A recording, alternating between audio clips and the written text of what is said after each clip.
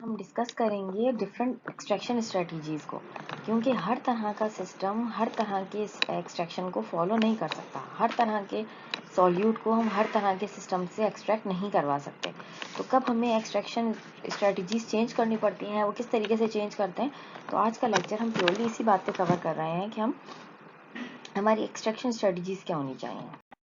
बड़ा मसला तो जो अराइज होता है ना, वो ये होता है कि हम चार्ज स्पीशी को जब ऑर्गेनिक सॉल्वेंट में लेना चाहें ना, तो ऑर्गेनिक सॉल्वेंट की एक्सेप्टेबिलिटी या ऑर्गेनिक सॉल्वेंट की एफिनिटी टूवर्ड्स चार्ज स्पीशी नहीं होती। तो जब एक चीज़ की एक्सेप्टेबिलिटी और एफिनिटी नहीं होती तो फिर उसका ट्रांसफ़र होना भी पॉसिबल नहीं होता। तो मगर और हमें चाहिए भी इसको ऑर्गेनिक सॉल्वेंट में, तो जब हमें चाहिए भी और वो जा भी नहीं आ रहा हो, तो फिर हमें क्या करना पड़ता है, तो हमें कुछ स्ट्रेटजीज अपनानी पड़ती हैं। जब कोई काम ऐसे ना हो रहा हो तो फिर हमें उसको कुछ डिफरेंट मेथड्स और रूल्स अप्लाई करके इस्तेमाल करना पड़ता है। एग्जैक्टली यही फिनोमेना हम यहाँ इस्तेमाल करेंगे और डिफरेंट एक्सट्रैक्शन स्ट्रेटजीज देखेंगे कि जिसके ज़रिए हम पॉजिटिव चार्ज को ऑर्गेनिक फेज में ट्रांसफ़र कर सकें, ताकि हम जो पॉजिटिव चार्ज ऑर्गेनिक फेज में लेना चाहते हैं वो उसके अंदर आ सके और हम उस पर काम कर सकें। आयन पेयर को देखें तो आयन पेयर क्या होता है, अट्रैक्शन रिपल्जन फोर्सेस से जब वीक वंडरवॉल फोर्सेस, जब हमारे पास पाई स्टैकिंग, हाइड्रोजन बॉन्डिंग और इस तरह की जब वीक फोर्सेस आपस में दो चार्ज स्पीशीज को मिलाती हैं तो आयन पेयर कहलाते हैं।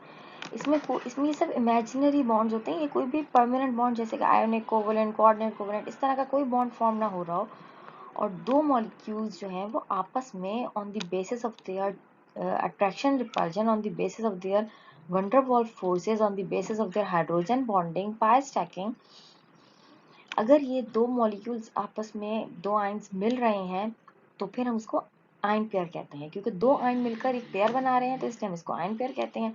ये एक ही विसिनिटी में होते हैं, इनके अंदर कोई प्रॉपर चार्ज नहीं, कोई प्रॉपर बॉन्ड नहीं होता, लेकिन ये चार्जेस ही की वजह से जब आपस में एक दूसरे को अट्रैक्ट करके एक दूसरे के साथ होते हैं तो हम इसको आयन पेयर का नाम देते हैं।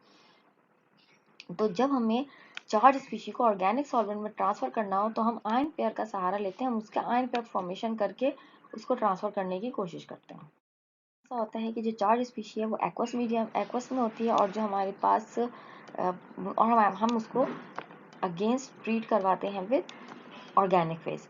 तो हमारे पास जब ये वाली चार्ज स्पीशी हमारे पास दूसरी चार्ज स्पीशी से मिलती है तो दोनों चार्ज स्पीशीज जब मिल जाती हैं, आयन पेयर बना लेती हैं, तो ये आयन पेयर जो होता है ये चार्जलेस स्पीशी बन जाती है और चार्जलेस स्पीशी बहुत आसानी से ऑर्गेनिक फेज में ट्रांसफर हो जाती है। तो जब ये चार्जलेस बन जाती है, जब ये एक आयन पेयर बना लेता है, इसकी चार्ज का डिफ्यूज होने की वजह से ये इजीली एक्वस से ऑर्गेनिक फेज में ट्रांसफर हो जाता है। जब हम वाटर मॉलिक्यूल के अंदर जिसके अंदर पॉजिटिव और नेगेटिव चार्ज होते हैं, हम उसको ऑर्गेनिक फेज से वो करवाते हैं, एक्सट्रैक्ट करवाते हैं, तो सिंपली क्या होता है, आयन पेयर बनते हैं और वो आयन पेयर जो है वो ऑर्गेनिक फेज में ट्रांसफर हो जाता है। अब उसके ऊपर चूंकि चार्ज नहीं होता तो वो इजीली ट्रांसफर हो जाता है ऑर्गेनिक फेज में। Otherwise charge species organic phase में ट्रांसफर नहीं हो सकती, लेकिन जब वो आयन पेयर बना लेती है, उनका चार्ज डिफ्यूज हो जाता है, वो न्यूट्रल हो जाती है, तो वो हमारे पास ऑर्गेनिक फेज में ट्रांसफर हो जाता है। मास्किंग का मतलब जैसे कि इसके नाम से पता चल रहा है कि समथिंग टू बी मास्क्ड, हम किसी चीज़ को छुपा दें, हाइड कर दें, तो वो मास्किंग कहलाती है। बहुत दफ़ा ऐसा होता है कि हम अपना एनालाइट ऑफ इंटरेस्ट को छोड़ के बाकी का जो एनालाइट होता है हम उसको मास्क भी कर देते हैं, ताकि जब हम इंटरेक्ट करवा रहे हों तो हमारा जो भी स्पीशी है वो हमारे एनालाइट ऑफ इंटरेस्ट के अलावा दूसरी स्पीशीज़ को ना देखे।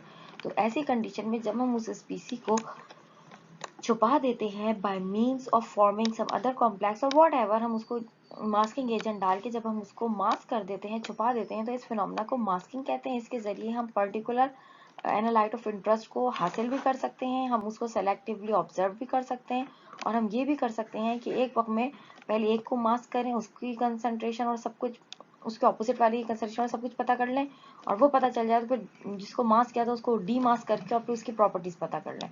तो मास्किंग से ये भी होता है और मास्किंग से ये भी होता है कि हम उसको हाइड करके अपने एनालाइट ऑफ इंटरेस्ट को ऑब्जर्व कर लें। तरह ऑर्गेनिक फेज में ट्रांसफर करने के लिए हम हाइड्रोफोबिक काउंटर आइंस का भी इस्तेमाल कर रहे होते हैं। हमारे पास हाइड्रोफोबिक काउंटर आइंस बहुत किस्म के होते हैं। इसमें हमारे पास क्या होता है, हम काउंटर आइंस को इस्तेमाल कर रहे होते हैं जो कि पोलर कॉम्प्लेक्सेस हाइड्रोफोबिक कैटाइंस होते हैं, और ये यूज़ किए जाते हैं ताकि हम अपना कॉम्प्लेक्स पोलर कंपाउंड्स को एक्सट्रैक्ट करवा सकें ऑर्गेनिक फेज के अंदर। अदरवाइज तो वो एक्सट्रैक्ट होकर ऑर्गेनिक फेज में नहीं जा सकते। लेकिन अगर हम उसका काउंटर हाइड्रोफोबिक आयन यूज कर रहे होंगे तो वो ऑर्गेनिक फेज में ट्रांसफर हो जाएगा। पास काउंटर आयंस से इसी तरह हमारे पास हाइड्रोफोबिक लिगेंड्स भी होते हैं। ये लिगेंड्स जो होते हैं मोस्टली हमारे पास ऑर्गेनिक बेसिस के होते हैं, तो वो ऑर्गेनिक सॉल्वेंट्स में सॉल्युबल होते हैं। अगर आप लिगेंड को ऑर्गेनिक सॉल्वेंट में सॉल्युबल कर दें और मेटल को एक्वस फेज में छोड़ के दोनों को एक्सट्रैक्ट करवाएं, तो लिगेंड जो है वो मेटल को सेंस करके फौरन उससे कॉम्प्लेक्स बना लेगा। कॉम्प्लेक्स बनाएगा तो वो बिल्कुल केज सा हो जाएगा, तो हमारे जो सिस्टम है वो उसको नजर ही नहीं आएगा, उसको लगेगा ही नहीं कि चार्ज मौजूद है, तो वो इजीली एक्वस ऑर्गेनिक फेज में वो जो चार्ज स्पीशी है वो ऑर्गेनिक फेज में ट्रांसफर हो जाएगी।